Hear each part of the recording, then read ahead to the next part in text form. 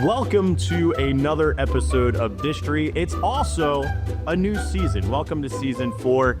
My name is Kirk from walruscarp.com, and this evening we are going to start off by delving into the many adventures of Ichabod Crane and Mr. Toad, but we're really focusing only on one half, the better half, Mr. Toad, because we need to get to our favorite thing in the world, which is talking about dark rides and attractions. So to get us all the way to Disneyland's opening day, Mr. Toad's Wild Ride, we need to go and delve back into the history, not only of the story and the origins, the production, the ceasing of production, but then finally into our feature film that lends ourselves to an amazing, epic dark ride. And to start off this amazing Season 4, with me as always, is the ever-talented, well-researched, and now production executive producer credit, Kate the Disney Cicerone. Kate, how we doing in 2025? I'm doing great. I think this is the perfect way to start the new year by diving into one of the craziest Disney rides that was ever created and one of my absolute favorites. So I cannot wait to dig into this series and share some really fascinating history with you guys about Mr. Toad's Wild Ride. But we do have to start with the film. And we've done this with all of these series that are attached to a ride that's attached to a movie. I love that we kind of start with the film because it does give us so much context as we go into the series for what we're looking at, how they were designing the rides, you know, what the keyframes they were looking at, the story that they were dealing with. And I think that that's really important as we go into the story of this attraction. So I do want to start with a little quote just to kick it off. This is from Bill Sully Sullivan, and he'd walk up and say, "Mr. Disney, this way, please." And then he'd correct us and say, "My name's Walt, not Mr. Disney. There's only one Mr. at Disneyland, and that's Mr. Toad." So I think that's a great way to kick off this series because the only Mr. in Disneyland. Nothing like a quote to get us started, Kate. I like it. Yeah, and I was on pins and needles with that one. Yeah. I know. So I think where we have to start first is we have to understand what in the world this film is for the adventures of Ichabod and Mr. Toad. Because it is something that happened during this wartime era in Disney during World War II, where they were creating something called package films. The Adventures of Ichabod and Mr. Toad was the final part of the package film era for Disney. It was the last one in that era. And Walt has a great quote here. You know you like the last quote, so I got another one for you, Kirk. "We're through with caviar. From now on, it's mashed potatoes and gravy." That's how they saw this era of Disney film production. Mashed potatoes lie. I'd much rather be in the mashed potatoes and gravy era than the caviar era. So in this era of Disney, the studio basically was taken over by the U.S. military. Okay, so they were started to make training videos and propaganda videos for the U.S. military. And Walt lost a lot of his animators because they all had to go off to fight in the war and serve. And also, any money that they made in this era in Europe actually had to stay in Europe. It kind of got locked over there. So they couldn't bring it back to help produce more feature-length films. So, and also Disney's financiers at Bank of America would only continue supporting the studio's projects if they only made less costly work of producing shorts. And so all of this kind of came together to produce what we call package films, which is basically shorter films that they package together and then sell to you, right? So because the studio needed to stay afloat even while they're doing all this military work, producing all these different films and whatnot, they produced 31 shorts and then packaged them together in 6 package films between 1942 and 1949.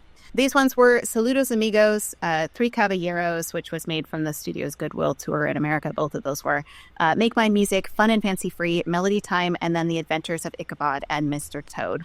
They also started experimenting with some live action movies and combining live action and animation in this time with Song of the South and So Dear to My Heart. But that's basically what package films were. And that's why I would say that they're probably not as popular as a lot of other Disney classics, just because a lot of people haven't seen these or watched them. I think that this one with Mr. Toad and Ichabod is maybe an exception to that, and Three Caballeros I think is pretty popular as well. But not a lot of people know Make Mine Music. They do know like Mickey and the Beanstalk from Fun and Fancy Free, but like not necessarily the rest of that. So I don't know what you think about that, Kirk, about package films. I usually go nice package, but that's because I like things that are combined. So for me, Ichabod and Mr. Toad is such a fun one. When I was a kid, I watched this, and specifically, I liked both parts. So I like things that are spooky, and I like things that are a little kooky. So you got a little bit of both here in this package film because you're getting the scariness of Ichabod, but then you're getting like the fun and merriment and ridiculousness of Mr. Toad. So, and I just always felt like that story, I never read The Wind in the Willows as a child. I never looked at their picture books, any of that. So my only entry to that was watching this film and this small short of Mr. Toad and his wild ride, which he really doesn't go on a wild ride in the film. During this time period, and the reason why I know so much about this time period in Disney's history is I used to teach in US2 high school kids about some of the propaganda films that they made, like Education for Death and Commando Duck. These were from 1943. There's some crazy ones that they made. I mean, honestly, if you've never seen any of these things and you want to see like Donald Duck in some really unique footage, it's wild seeing some of the stuff. But then they also did over 200 training films for the U.S. military on such topics as aircraft maintenance, navigation, and the use of artillery to help train soldiers and factory workers for essential skills. One of the films that I found, which I just thought was so absurd, How to Make Rivets, Flush Rivets, the four methods of flushed riveting.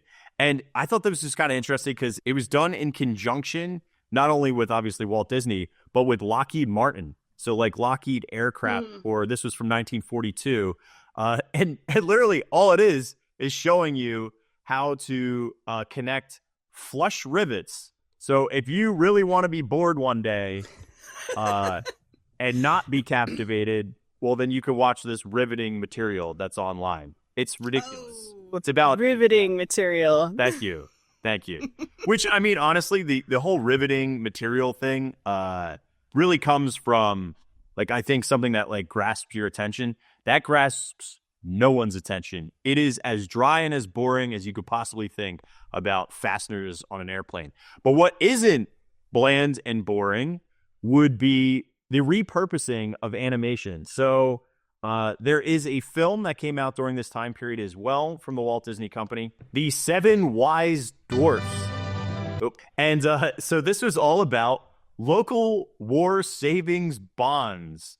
So the Seven Wise Dwarfs, so they have like their normal hi-ho song while they're in the mine, but then afterwards they leave the mine, and this is all repurposed animation, and then they see a bunch of war bonds, and they do what anybody does and rush directly into their local post office to buy as many as possible. Dopey doesn't find any there. So he has to go to the bank to buy his war bonds to fund the war effort. And they literally have their own different song and lyrics to this as well, talking about how they're doing it's too hi-ho, but it's basically about them doing their part in the war effort. And it's really a wild time. I think you should check it out because it's too hi-ho about spending money for a war effort. It's just really, it's weird to see repurposement of major Disney IP, and obviously, you know, full feature film that was so popular and so successful. They literally took the animation slides off and used all those cells into this. They literally placed it over the backdrop. So it's like none of the animation changed, just the backgrounds changed, and then the voiceovers. And the voiceovers are horrendous in the best way possible. That's what I was showing earlier, too, is these posters that they made, and it said it can happen here, and it says remember Pearl Harbor. There's all kinds of this out there if you want to see it. The really good display of it is at the Walt Disney Family Museum in San Francisco as well. That's where I got these ones from. They have a great display of that, and it's interesting because they took this topic of war that's actually like, it's pretty heavy and scary. And then, of course, they put the Disney characters to it, which added some levity, I think, during this period of time. That, you know, like I have this one. It's like what to do in case of an air raid alarm. But they have like cartoons, you know? Yeah, there's certain things that we can't say on here, but there are certain German groups that were not the kindest during World War II. And you see full on them in uniform, them in full marching. You also see their leadership, and it's all in Disney animation. You know, real texture. Yeah, you know what the texture of that 30s, 40s Disney film looks like. And to see that applied in such a serious manner that was going on across the globe is really interesting now. And when I used to show it to high schoolers, the kids would always be like, "Are you serious? They made this?" I'm like, that is 1,000% the truth. So it's really interesting. You should definitely check it out.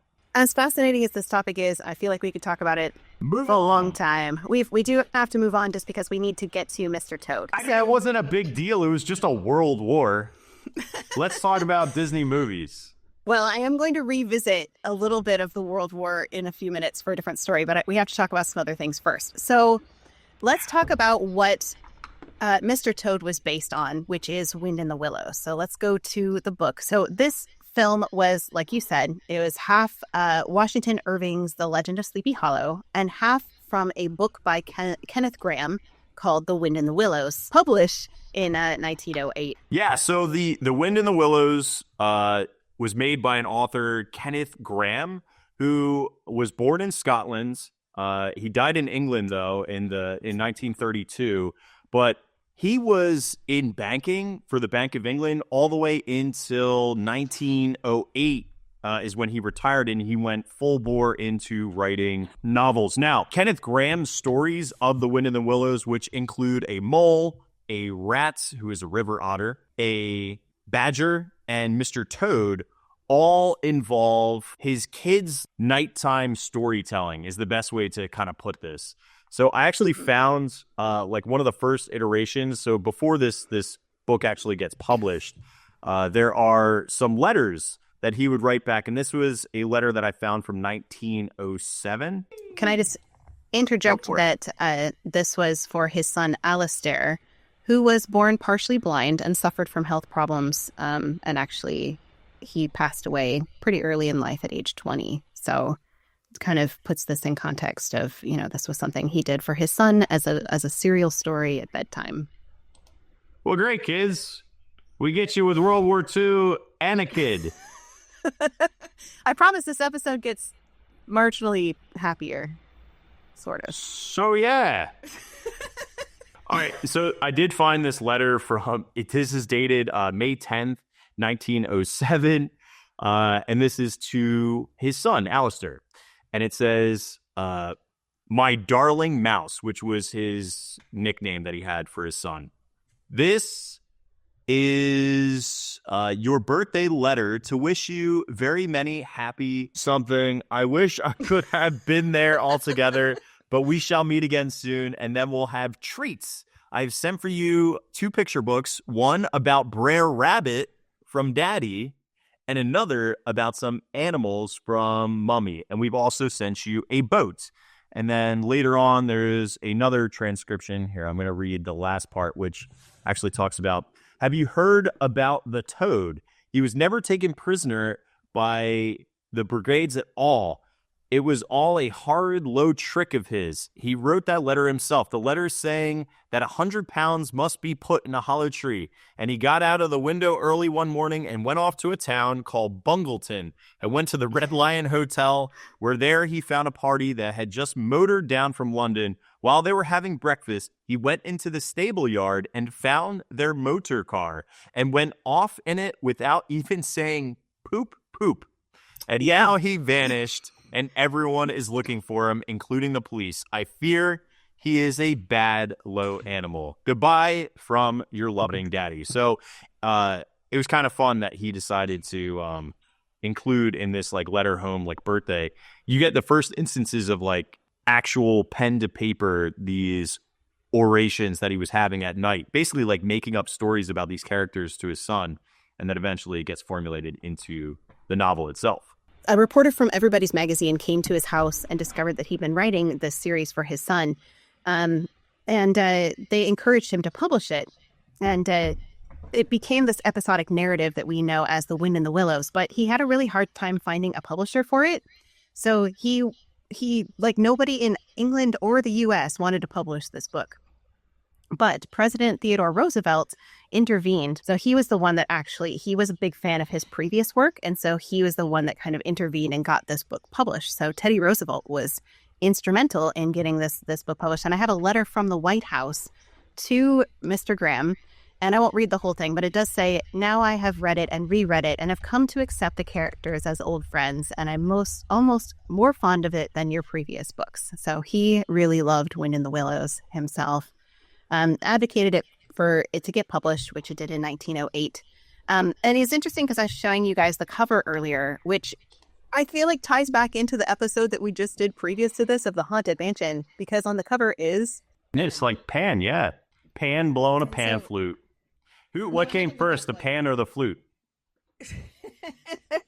Probably Pan. So this refers to chapter 7 of the original novel. Basically, while Toad is in prison, Ratty and Mole search for Otter's missing son, Portly. And during their search, they encounter a mystical figure, the god Pan, who watches over the animals of the riverbank.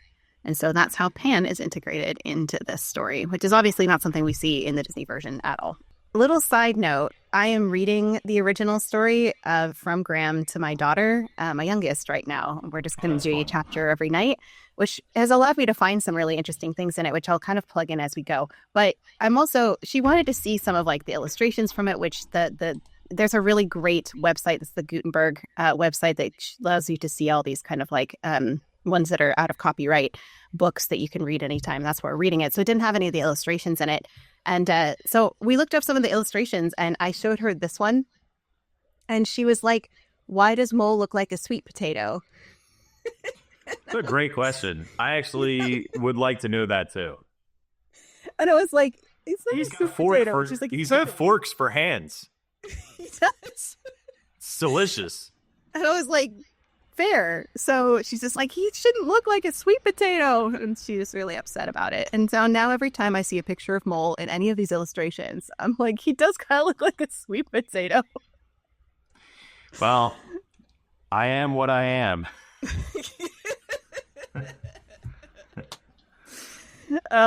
Anyway, I just thought just a little aside because it's been a fun thing to do with her. But yeah, that's fun. The book, real quick, so it travels.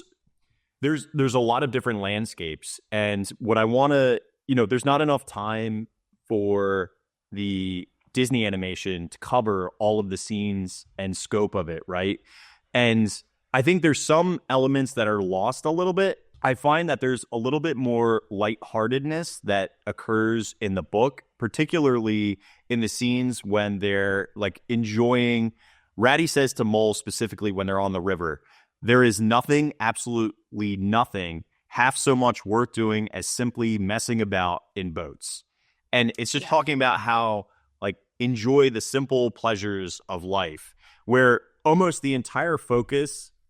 We lose almost all the scenes that involve the river and the boats and just like relaxing. And it's part of one of Toad's manias that we don't see because he gets really, really obsessed with multiple forms of transportation in The Wind in the Willows, the story. But we only really get to see two forms of mania, with the largest one being motor cars. Obviously, it's truncated down for time, but I feel like we lose some of that playfulness and we focus on the more crazy, kooky, and then also like the maniacal side of the weasels and Mr. Winky in the film. So, yeah, I agree that, and this, we'll talk a little bit about this as we head into production, but I think that because of how it is truncated, we've lost a lot of that sweet, almost like the heart of the book, yes, like that's what I'm saying. Yeah. Yeah. You think of all the Disney movies where you kind of fall in love with like the beautiful scenes and like Cinderella and like the moments of like sweet lightheartedness and there really isn't that much of that in what we see in the Disney version, but I agree in the original book, especially as we're reading it now, there's like this beautiful narrative about enjoying the water and enjoying, time with friends. And like, it really is lost a lot in the Disney version, but there is a reason for why it got shortened and whatnot. So we'll figure that out. But I agree that There's another one that I pulled out from Mole just talking about, because you mentioned like the just being in nature and enjoying like stillness with friends. Mole at one point says, all this he saw for one moment, breathless and intense, vivid on the morning sky, and still as he looked. He lived, and still as he lived, he wondered. And he's just like appreciating the way things look and feel as they are in their natural state without any kind of alterations or especially like advancements. So I feel like that completely is like there's no real beauty of nature explored in Disney at all. I get it. It has to be something that's like more silly and fun. And maybe it's just done with artistry and backgrounds, but I felt that was missing. Well, if you think about it, you went from Bambi to this, it's very, very stark contrast where it's like all beauty of nature. Yes, that's okay. Right? Yeah, that's a really good point. I love that. Mm-hmm. I agree. Yeah, I have some notes here that include that about Bambi in a minute. But before we get there, I want to wrap up before we leave book talk. I want to talk. There was another adaptation of this book that happened in 1929 by A.A. Milne, who, of course, wrote Winnie the Pooh. And they created a play from Kenneth Graham's book that was called Toad of Toad Hall. And so this was for the stage. I would say this version of it is what Disney uses most for the majority of their version that they put into the one that we see in this package film. Just wanted to mention that so that as we move forward. But before we get to Disney's production, let's just take a quick little pause because I want to hear in this new year, brand new 2025, Kirk, what are you working on over at Walrus Carp? I was telling Kate earlier before that my mind is pretty much mush because I've been staring at spreadsheets, and that doesn't really make a lot of sense because you're thinking like maybe financials or balancing our books, but nay. We are working, myself and my partner Dean have been working for the last pretty much 11 months on an app. And this app allows you to search any menu item, food item in Disney, Universal, SeaWorld, and that's across all of their parks and all of their resorts. And it is quite the process to do all of this and make it look good and actually work. And we're getting so narrowly close to it. It's called Mode, MOWD. It is going to be probably our largest launch of anything that I've done. And it's game changing in the sense that none of this exists within the parks. And we also have all the bells and whistles that people want, your crowd calendars, your wait times. So we're doing some pretty revolutionary things. I'm super proud about it. I'm just going to kind of tease where it's at right now. And I look forward to listening back to this in years to come and see where the app actually lands because it's awesome. It is so, so exciting. I cannot wait. It's crazy. It's so great. I have a question in my chat. Is it the parks in the U.S. or worldwide? It's just Walt Disney World at the moment, right? It's just Florida right now, and we're focusing only on Orlando right now. But just like anything else, this app is infinitely scalable, which means that we can do it because like anything, you have to build a foundation. And then once you have the foundation in place, all you have to do is add more data points. So if we wanted to add any more data points for any one park, we could do that and onboard any other park in the world. So we have the system in place to be able to do that. So I'm curious to see, because we also have potentially a solution for parks that don't want to develop an app. So that's kind of interesting too. So it's really different, and I know what currently exists in the marketplace, and this is something that does not exist. And I think we're going to converge on what a lot of things already do and integrate them in So I don't know. It's just very exciting and interesting, and I'm excited to showcase it. And I'm just really pumped because we're getting closer and closer. And like, when you finally feel like you're almost going to crest the hill and reach a summit, and there's been so many stumbling blocks along the way, and we've just kept pushing through them. So I'm really proud of what Dean and I have done. So it's really cool. Yeah, it's been fun to watch you kind of beta test it and see how it works. And it's amazing because so many people will ask like, oh, I'm like, I want to get this food item, but like, I don't know where to get that in the park. So I have to go search through all of the menus and like try to figure out where in the world to get it. And like who wants to do that on their vacation? Dude, So it freaks me out at some of the implications of things that you could do. So like if you needed something as simple as like finding chicken nuggets for your kids, like it can do that, right? But let's say you wanted to take a cinnamon roll tour or a margarita tour, or you wanted to find the cheapest hot dog or the cheapest slice of pizza or what, you could do all of these things, and none of that exists in a way that's easy. And then there's obviously like implications for people who have dietary needs and restrictions. So like there's all these, that's maybe 40% of our functionality. Like the other stuff that we haven't talked about is like, oh my God, I can't wait. It's very exciting. really excited. Yes, I'm glad you're finally getting to like put it out there that it's coming. That's so. Like when you don't know if something's going to work, you kind of shut up about it, and, Right. and you just like keep working at it. And we're finally at this part where we're really close to beta testing and allowing people to try it and tell us what they like about it, what they hate about it, and what they would want to change. So I'm just really stoked on it. Yeah. Well, congratulations on getting that out there. I'm so excited to see what that happens in 2025. That geez, it's gonna be Better stoked. It's gonna be cool. yeah. Well, talking about Dean, let's talk about Dean. So Dean was also such a wonderful resource for me for a character for the book that I did just publish at the end of this past year, which is Who the Mirror Reflects, because the character is British in it. So Dean is a good friend who helped me make sure that all of his English expressions and whatnot were correct.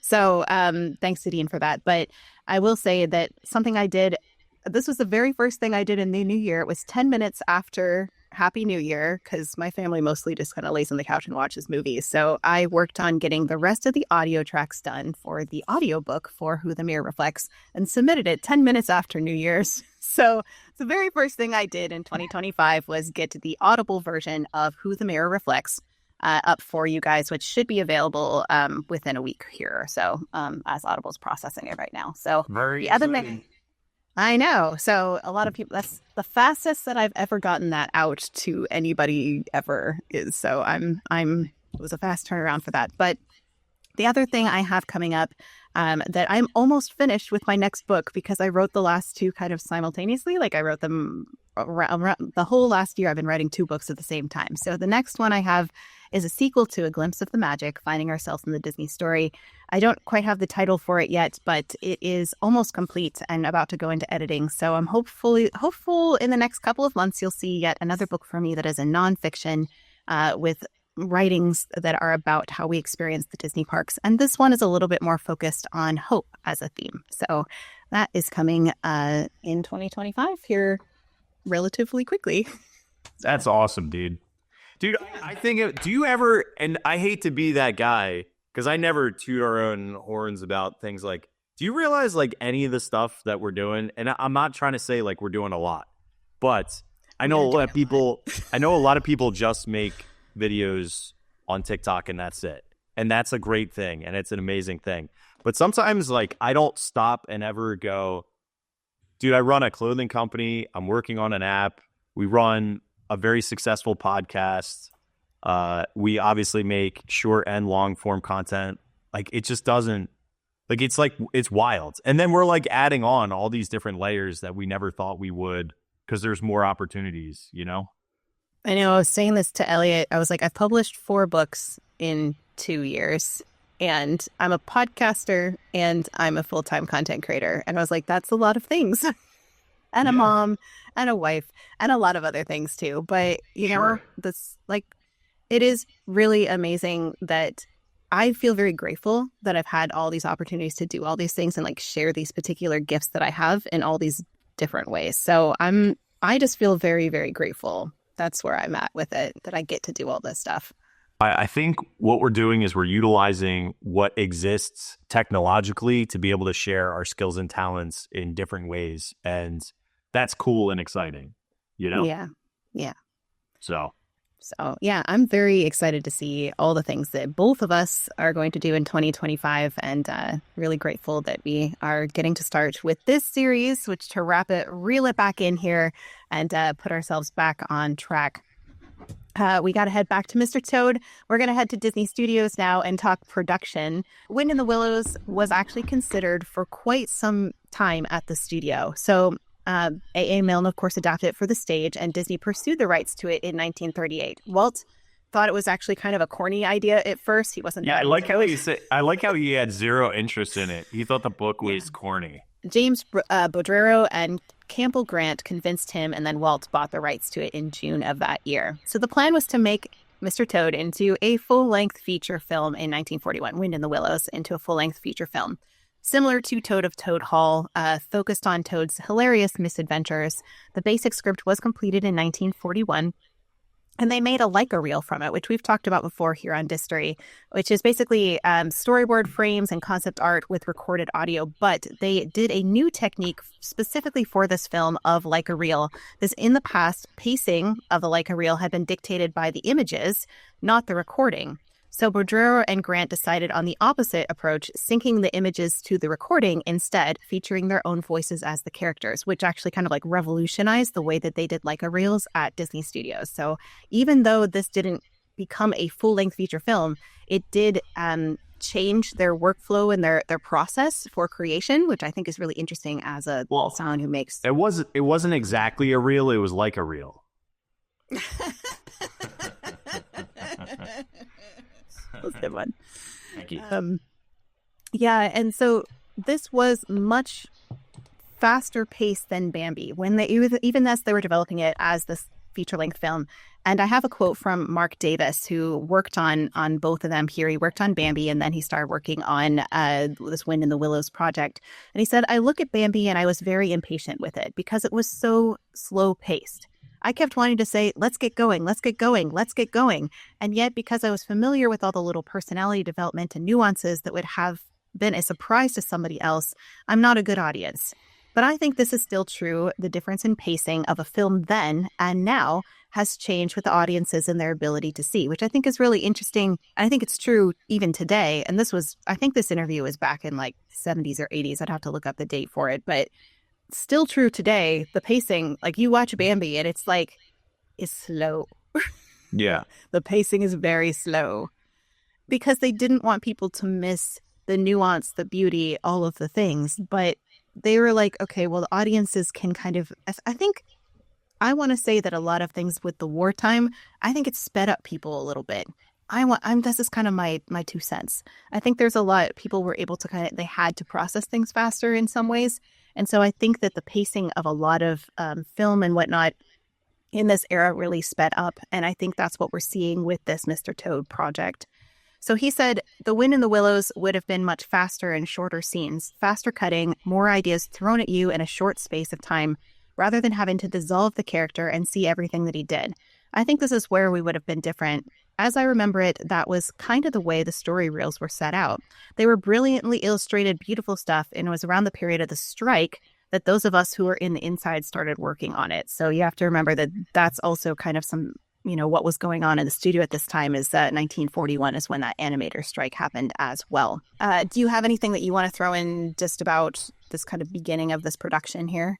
Yeah, the other thing, because you talked about exaggeration and fast pace, there's also a heavy use of like slapstick in this where like Mr. Toad really goes through quite a rally. And I think that's important to note because we see that later on, major integration, particularly in the attraction itself. So that comes back as that like comedic explosiveness. Yeah, definitely. So in this original version that they had in 1941, they even had a Frank Churchill song that was entitled We're Merrily On Our Way.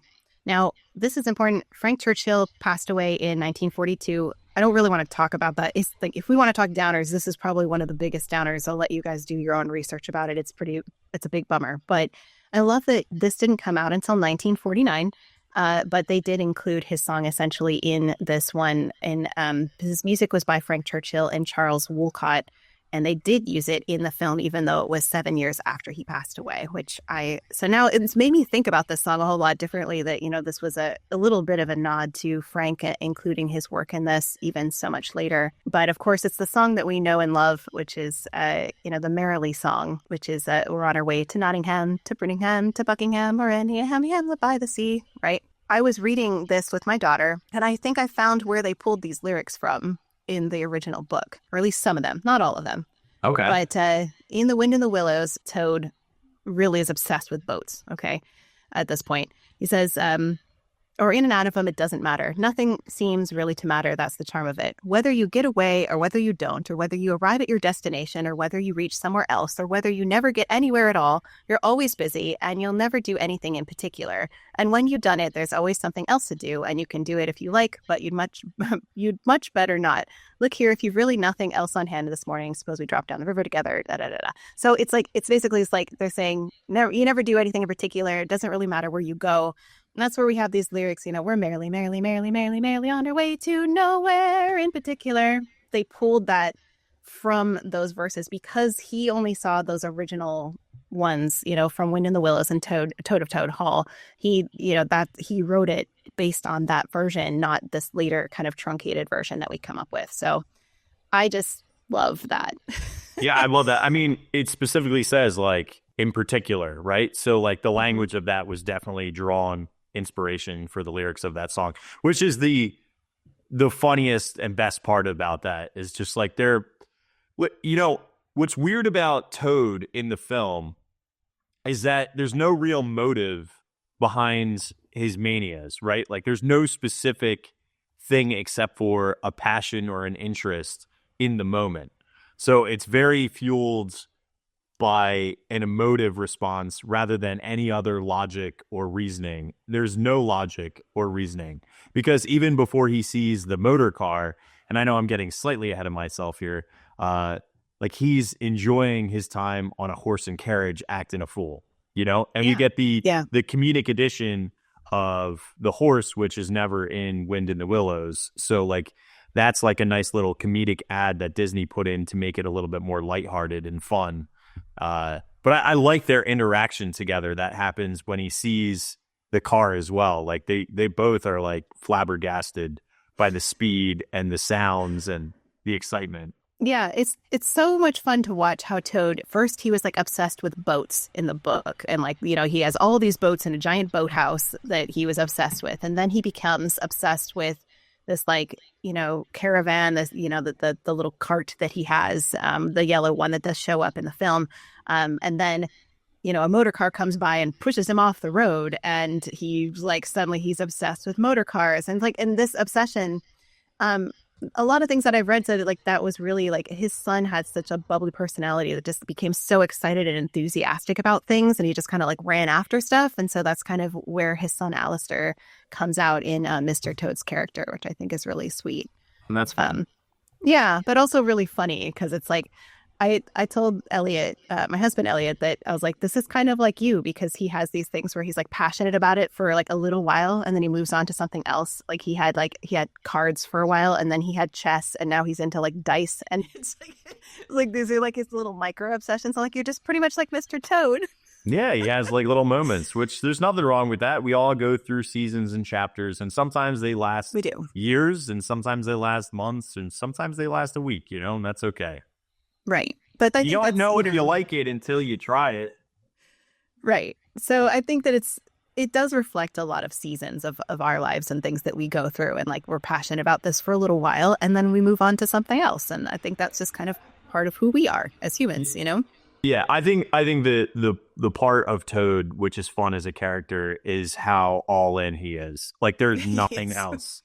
Like it is that and nothing he else. Looks like he puts himself in really precarious spots that put both his well-being and his financial status at jeopardy, just for the pursuit of the enjoyment of whatever his mania is at the time. That's so true. Okay, so let's move on. What happened to this film? Well, they worked 6 months on it before the war stalled the production, essentially. And we also had the animator strike. There was a lot going on at this time. Yeah, they had gained the rights for it and then basically parked it. Like, when Disney was gallivanting in Europe and just basically like procuring stories, this was one of those stories that was like, okay, whatever, we have it, the rights to make it. And then they started work on it. And then the war, and then it gets shelved for a bit, and then it comes back, and they're like, we have to get this done, but let's package it so that we can push forward with production. Right. And there was other ones that they also stalled and put on the shelf. We had Alice in Wonderland, we know, was in production at this time. We had Peter Pan was in the works, and they just put both of those on the shelf. They're like, we can't do any of this right now because of the war, because all of their animators are off, serving. And so it's like, and they're focusing on all these other films. So what they did as they packaged it, the original title was actually Three Fabulous Characters. And they were going to partner the piece with Mickey and the Beanstalk and a project called The Gremlins, where I have to do a little rabbit hole on this because this was a fascinating story with a little bit of tea. So buckle up. This is going to be a good one. So The Gremlins was intended to be a collaboration with Roald Dahl. So if you know him, he's Matilda, BFG, very, very famous author. Roald Dahl at this point hadn't published anything, and he was serving in Washington, D.C. as an assistant air attaché with the Royal Air Force, the RAF, to help create British propaganda to keep America interested in Britain's war efforts. That was his job at this point. Dahl wrote about his RAF experiences, including a story called Gremlin Lore, about the mythical creatures that sabotaged RAF planes, which, I don't know, Kirk, do you know that Simpsons episode where there's like gremlins tearing apart the plane? I think it's like a Treehouse of Horror episode. Okay, but that comes from an old Twilight Zone episode that ends up becoming a full feature film.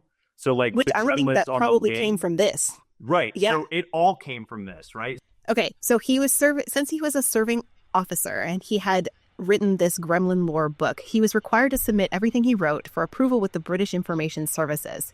The officer who read it was Sidney Bernstein, who was a big magnate in the film industry. He passed it along to Walt Disney, who was looking for war-related stories to develop into films at Disney Studios at this time. So here's where the tea comes in, okay? So it turns out this story wasn't from Roald Dahl. It came from another RAF airman he knew named Douglas Bisgood, who told him almost the exact same story on one of the flights that he was on with him. So this is from Douglas Bisgood's son, Michael. He wrote his original story about the Gremlins while convalescing in a hospital bed in August of 1940. That means his dad. Note, please, that my father's name was Douglas, and he was called Gus by his comrades. So Gus is the name of the main character in this book that Kirk was just showing you. It's called The Gremlins. And my mother's was called Fifinella in the photographs in the family album, which is the name of the female gremlins in the book. I'm going to say, like, Gus is a maybe, but Fifinella, like, nobody's using that name. So he wrote this version of the Gremlins describing how they helped him get fit enough to pass the medical required to fly again. And this was a story he told Dahl on the ship. So according to my mother, he always regretted telling his story to Dahl and claimed that Dahl hardly changed anything in his original story at all, and then claimed it as his. So in November of 1942, Dahl got permission to visit Disney Studios to assist with this film. And he said, each day I worked with the great Disney at his studio in Burbank, roughing out the storyline for forthcoming film. I had a ball. He was thrilled. This was like a huge opportunity for him. But he published a book that was called The Gremlins. The concept art on the front, or the art on the front of the book, is by Mary Blair. And it was illustrated by Bill Justice and Al Dempster. This was the launch of Roald Dahl's career as an internationally renowned author. This book went everywhere in the world. And so everybody started to get to know. It even says at the bottom, it says Flight Lieutenant Roald Dahl, because nobody knew who Roald Dahl was at this time. So this was the start of Roald Dahl's career, was with a story that wasn't even his. Dude, what's even crazier is that I in my research, so I found the same thing, but in my research, there was this great German author that was named Augustus Gallup. And Augustus had wrote this story about when he had visited a chocolate factory. So it was like a confectionery, and this guy, Willy Wonka, I guess, owned it. And Roald Dahl, of course, again, stole this story from Augustus Gallup and never gave him credit for it. It's ridiculous. So I think this might be a thing. There also might have been a giant. I'm not really sure. Might have been friendly or big. This never actually made it into a film, but they did use the Gremlins throughout the war to kind of promote a lot of things. They used it for a lot of propaganda. It didn't become a film because the RAF wanted final script approval, and it also Gremlins, they couldn't copyright Gremlins, the word Gremlins at all. So a lot of other studios started producing things that had Gremlins in it, and they just couldn't protect it enough to make it worthwhile. It started to get everywhere. So Walt was like, if I have to give somebody else script approval, he was already out. Like Walt didn't do that at that point, except for when it came to Mary Poppins later on. But yeah, so the Gremlins were around, but I just thought that was fascinating story. Sounds like you found it too. Yeah. So a little bit of a tea time about Roald Dahl. Apologies to anybody who's a huge fan of his, but he got his start in a disobedience way. Anyway, so of these three that were going to be packaged together, Mickey and the Beanstalk became part of Fun and Fancy Free in 1947. So that one was out. And then it became Two Fabulous Characters was actually the working title for this film. And they paired it with Ichabod. The rest is history in terms of that. But they did delete some scenes from the longer version that they were going to have. One was towed by several motor cars before having his allowance stripped. Rat and Mole visit McBadger in a sanatorium. Toad makes a more elaborate escape from his bedroom, and he also tricks an old washerwoman into helping him escape from prison. So Mark Davis said it was cut down until it became half a feature. It seemed to work, and when I see it now, I enjoy it, but I would like again to have seen the original presentation, which I'm sure is no longer in existence.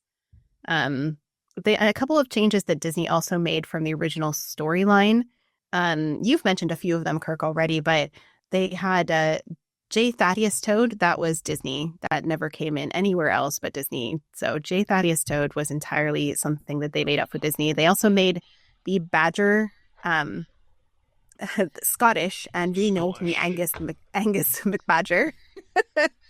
They made Toad a little less of a delinquent, so instead of stealing the motor car, he acquires it from the Weasels by giving them the deed to Toad Hall. So kind of like, but he still was stolen, but it wasn't Toad doing it. Yeah. And then they also added the villain, Mr. Winky, at the tavern as well. So, I do have one question because I haven't read the full story. Does he dress up in the book? To try to that part yet. Oh, okay. You'll have to let us know when you get to that part because I'm curious. Yeah, I don't know for sure. I feel like that's a great part in the film. I'll keep you posted. I'll do some research on it. I'm excited.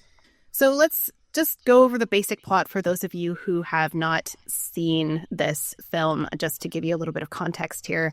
The story begins in the English countryside where J. Thaddeus Toad is introduced as a wealthy and carefree toad with wild obsessions. And I did pull a quote that is from the original Wind in the Willows to explain this a little bit. It said, "Once it was nothing but sailing, said the rat. Then he tired of that and took to punting. Nothing would please him but to punt all day, every day, with a nice mess he made of it. Last year it was houseboating, and we all had to go and stay with him in his houseboat and pretend we liked it. And he was going to spend the rest of his life in a houseboat. It's all the same. Whatever he takes up, he gets tired of it and starts something fresh." So again, that obsession with things. He's the owner of Toad Hall, a grand estate, but his impulsive and reckless nature often lands him in trouble. So his current mania is for travel and adventure, which he indulges by recklessly driving in a horse-drawn gypsy cart with his loyal horse, Cyril Proudbottom. Cyril Proudbottom. Let me just say, what an amazing name. It is. This is when they sing the Merrily song, to Nowhere in particular. Toad's friends are Ratty, a sensible water rat, Molly, a shy and gentle mole, Badger, a stern but wise old badger. They become increasingly concerned about his manias, essentially, and they warn Toad about his reckless behaviors, but Toad becomes infatuated with motor cars, and an obsession drives him to drive a car at all costs, leading to the chaos. He strikes a deal with a shady bartender named Mr. Winky and a gang of weasels. In exchange for a motor car, Toad unknowingly trades the deed to Toad Hall. However, the car turns out to be stolen, and Toad is falsely accused of being a thief. He's arrested, tried, and sentenced to prison. And with the help of Cyril, Toad stages a daring escape from jail disguised as a washerwoman, which I think is where the washerwoman comes into play there. And he reunites with his friends, who initially chastise him, but eventually agree to help him reclaim Toad Hall from the weasels. And together, they hatch a plan to sneak into the hall and retrieve the stolen deed, which is now in Mr. Winky's possession. Toad and his friends infiltrate. He's just sleeping, holding it too, dude. He's not even like protecting it good. The weasels are like really challenging, but Mr. Winky's like a joke. Yeah, and yeah. Well, Mr. Winky's messed up because he lies in the courtroom and says that he knew that the motor car was stolen. So he lies under oath. He's a bad dude, indeed. Toad and his friends infiltrate Toad Hall, outsmart the weasels, and recover the deed. They expose Mr. Winky as the true culprit, clearing Toad's name and restoring his ownership of Toad Hall. Though victorious, Toad's friends are exasperated to find that he's already moved on to a new obsession, which is flying an airplane. So yeah, and you see him flying it like in the countryside, like it's great. Yeah, and a lot of emphasis on it is like the consequences of impulsive behavior and also friendship. There's a lot of friendship themes in there, but that's a long and short of it. But you also notice, I think it's important that we have this summary, because as we look at the ride, we're going to see how different the ride is even from this summary that we just have from the plot of the actual film. So that being said, do you want to chat a little bit about the animation process here? Sure, yeah. I was able to find some early model sheets and some concepts. So this was like one of the first model sheets that I could find. I love these characters, though. They're all really cute. I mean, you see the badger. They're all wearing clothes, which is in context with how The Wind in the Willows was first illustrated. Molly and Toad. Obviously, none of this more, I don't know, it almost looks all like contemporary and like more picture book. So I think it's pulling heavily on the illustrations rather than coming up with new ideas necessarily. Right. Because in the illustrations, it's very similar to the illustrations in style, I would say. Yeah, although we don't have a sweet potato for a mole. We do not. And there was several versions. We didn't go into detail about this, and we don't need to, but there were several versions published with different sets of illustrators throughout history as well. So I think they pulled a lot of inspiration from a lot of those different illustrators. Mm-hmm. I have, this is another one. I love this one. Yeah, this one's great. This is from Homer Brighton. This shows Molly is like playing doctor and checking up on a very sick Mr. Toad. And you can see Ratty with his top hat looking very concerned with his hands in his pockets. Very dapper. They're all very dapper. I mean, look at those shoes. They look great. It's fantastic. I love it. Here you go. Here's another. This is like, now we're actually getting close to what a model sheet would look like for the magnificent Mr. Toad. I know that Mel Shaw worked on a lot of the story for it before he handed it over to the animators. Retta Scott was the one that animated the weasels in particular. And I have a quote from Mark Davis. He said, I did some animation on that, And he said, and then he talks about all of it being a full-length feature and whatnot. So he doesn't really say exactly what he worked on. This is saying Frank Thomas? Oh, Frank Thomas. It's Frank Thomas, yeah. So, like, when I look at these, the biggest thing that I always am just so curious about is how they decide to do emotions. Because these model sheets are basically used to characterize every kind of emotion that the character would have. Shock, happiness, excitement, fear, sadness. So I don't know. I just always love looking at them. I eventually would love to have framed model sheets of Alice ones. They would just all be reproductions, but I always thought they were cool. This is Mr. Toad being a great white hunter. And so he's conquered a tiger, but a lion is about to eat him, or another tiger is about to eat him. Sure. I love this one of Mr. Toad. at the end of the dining table celebrating life with a chandelier above his head. Over in the Walt Disney Family Museum, they have a whole collection as well. And this one is like, I think this is the motor car maybe colliding with the caravan, I think is what this is. Okay. And then they also have, they have a couple of just like Mr. Toad sketches. And then they do have some of the maquettes of it. So they have Angus McBadger maquette, which is, so we didn't really mention it here, and I'll just say really quick, the model sheets were for animators because a lot of different animators would work on the same character. So that was basically the model sheet was how you would keep them consistent, because a lot of animators were working as, in-betweeners or cleanup artists. And they want to make sure that they're capturing what the main animator wanted their character to look like. And so a maquette, the purpose of a maquette was basically a little model, 3D model of them, was so that they could turn it in any direction. They can kind of get a 3D concept of what this character is in a space that's not just flat on paper. So that's why they made maquettes of these. And there's one, I think, is also rat maquette that is at the museum as well. This just in from the audience, Jackie saying that J.A. might be James Algar, the director of the film. Oh yeah, it probably is. That he'd have quoted. Mm-hmm. There's also one of Mr. Toad. Who's he playing? Roulette? Yeah, he's playing roulette. Yeah, he's playing roulette, and he has he's doing pretty good. Vegas. I like that one. I never saw that one before. That's funny. Yeah, I think it's from his house, a frame from his house, and then he also hears him. This is actually an animated cell with the character layered on top. You can see him inside Toad Hall, which is what a great character. He's so fun. Got a monocle. He's fantastic. Yeah, I love really Mr. Toad. Oh, and here's his Mr. Toad maquette as well. This really great collection in the Walt Disney Family Museum of just a few little artifacts here from Mr. Toad. Do you have anything else on animation, or do you mind if I talk about the voice actors a little bit? Go for it. You said you wanted to talk about Basil Rathbone.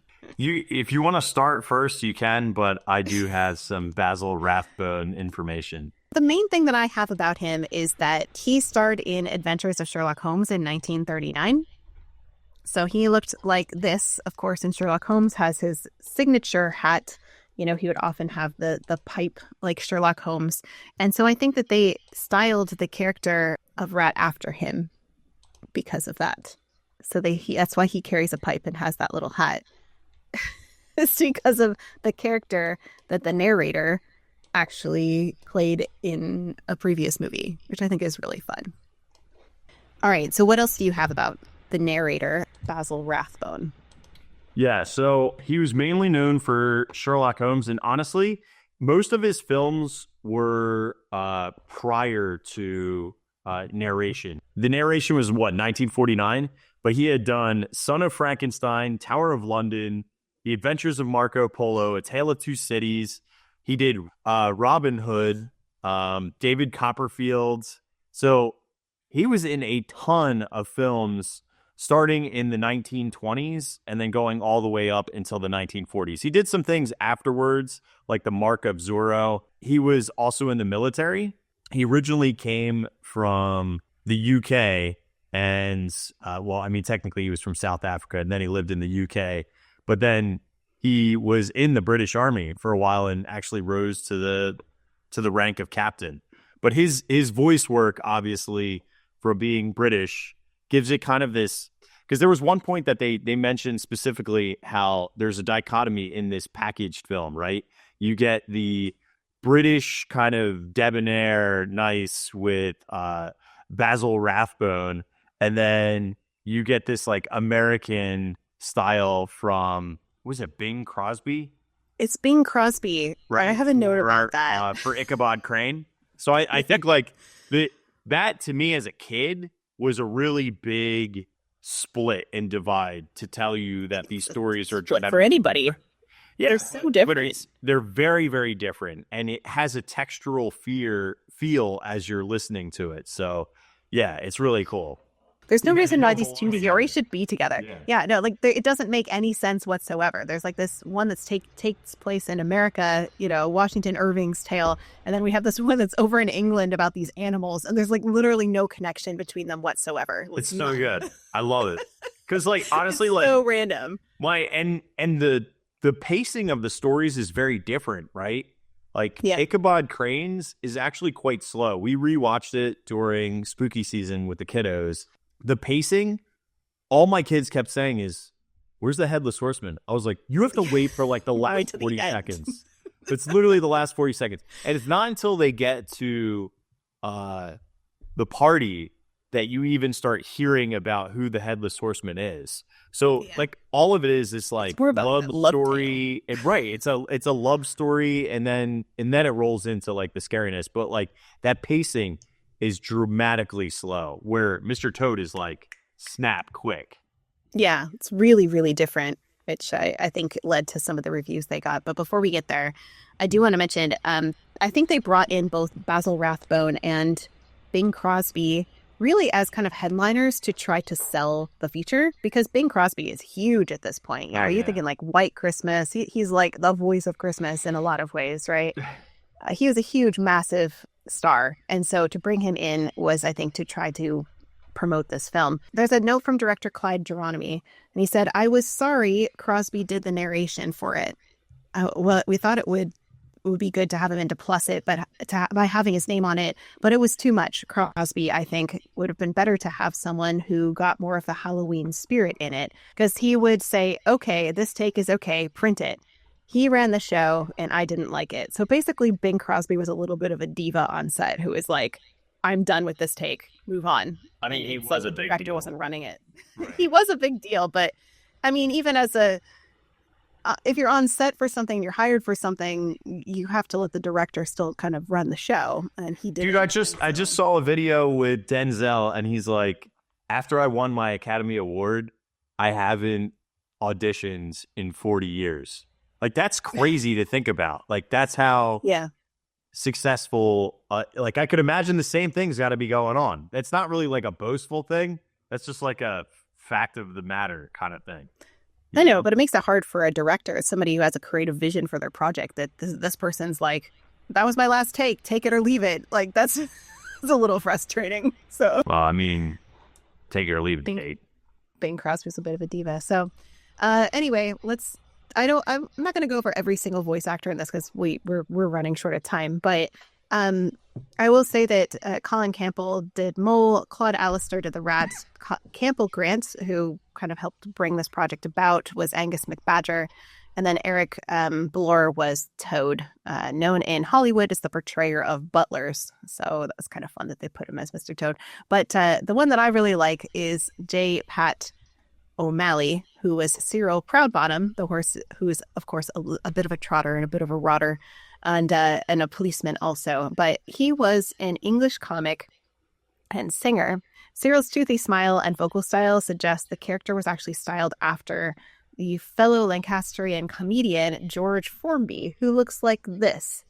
So he's got a big smile with a lot of teeth, and I mean he's Cyril Proudbottom. He sure is. J. Pat O'Malley, by the way, did countless things, so many credits for voices in Disney films that like we couldn't name them all. But he did, this is not an exhaustive list, he did in Mary Poppins, he did the horse, Penguin No. 3, the huntsman, Master of Hounds, Pearly the drummer, and a reporter in the Cockney co-star of the Supercalifragilisticexpialidocious sequence. He was Otto the blacksmith in Robin Hood, Colonel Hathie and Buzzy the vulture in Jungle Book, Jasper and the Colonel in 101 Dalmatians. In Alice in Wonderland, he provided the voices for Tweedledee and Tweedledum, the Walrus, the Carpenter, and Mother Oyster. I love that. He was a singing voice in Yo-Ho, A Pirate's Life for Me for Pirates of the Caribbean. He also sang in the Disney songs Old Father William, The Walrus and the Carpenter, Colonel Hathie's March, and That's What Friends Are For. So he's like one of the voices of Disney for lots and lots of characters. But anyway, I'm not going to go over every single character that was voiced, but those are the ones that I think were the interesting highlights, unless you have any more that you want to highlight yourself. No, I love that. You talked about the only ones that matter. They all matter. The Walrus and the Carpenter matter, Kate. I know. Okay, so at this point now, this film does get released October 5th, 1949. We've already talked about the promotional poster, but the reviews on it were somewhat mixed. Some people preferred one half of the film over the other because they're so dramatically different. Mostly the reviews were favorable. They said Walt Disney's animated wizardry is at its best in this thoroughly delightful and amusing twin bill. And according to Variety, it was among the best full-length cartoons turned out by Walt Disney Studio, which I think is a bit of a stretch, quite honestly.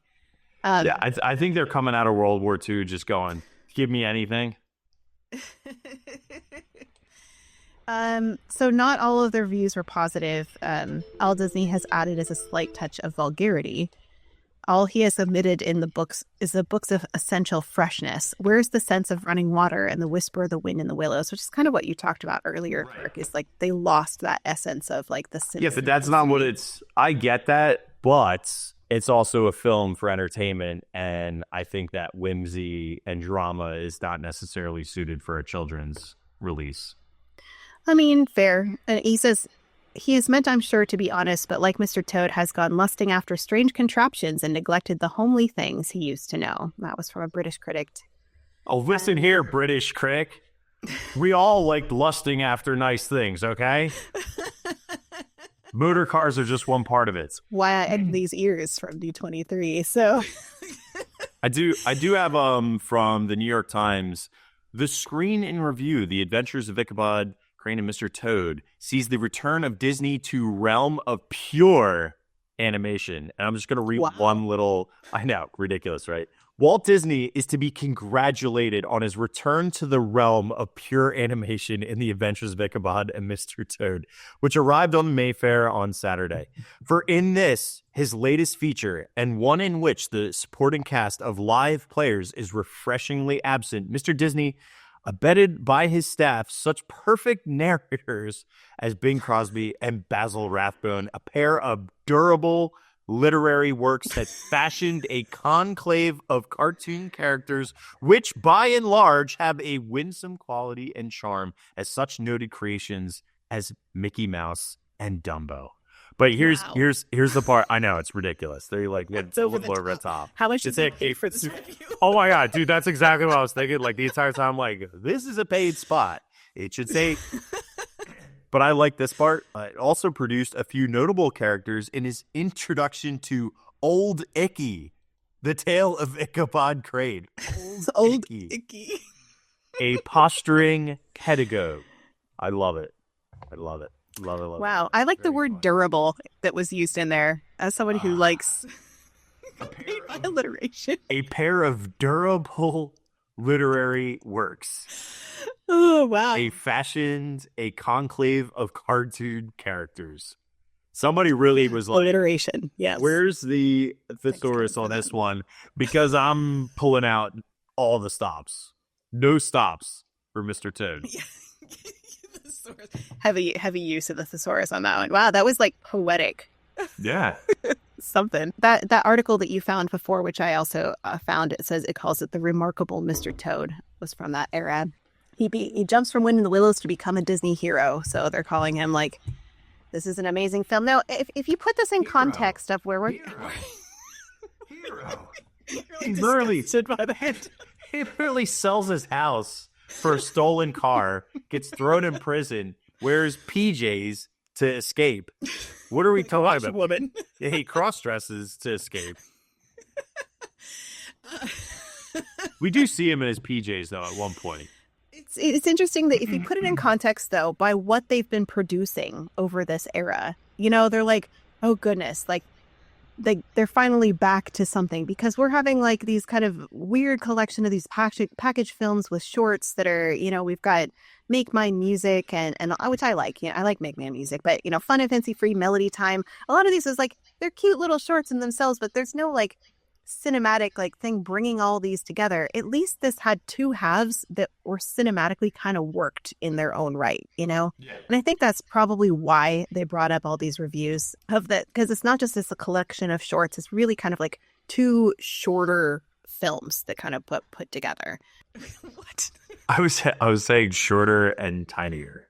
Shorter and tinier, yes. But yeah, I think overall, though, people liked it because it was like, but I really think it's interesting that you see how people either really loved one half or didn't like the other. And like it grossed like $1.68 million globally. So, I mean, it did okay for the amount of time, effort, and money that went into it. So commercially, it wasn't like a Snow White, but it wasn't a flop either. No, it wasn't a Sleeping Beauty. She lost $900,000. It was bad. Which I like Sleeping Beauty, but it did lose a lot of money. Well, tell that to Aurora. This film did win a Golden Globe for the best color in 1950 as well. So it did actually win an award, which is saying something. So the other times we see it show up, had a second screening on TV in 1955 as part of the Disneyland series, presumably to promote Fantasyland because it was going to be an opening day attraction. Right. Again, it's kind of weird when you think about like why they pick certain attractions. And specifically this one to be pulled from a short that wasn't like such a ridiculous commercial success. It was successful and people liked it, but like not enough, right? So like we got to get it. For that review, he was a hero. The remarkable, the durable, Mr. Toad. Conclave cartoons.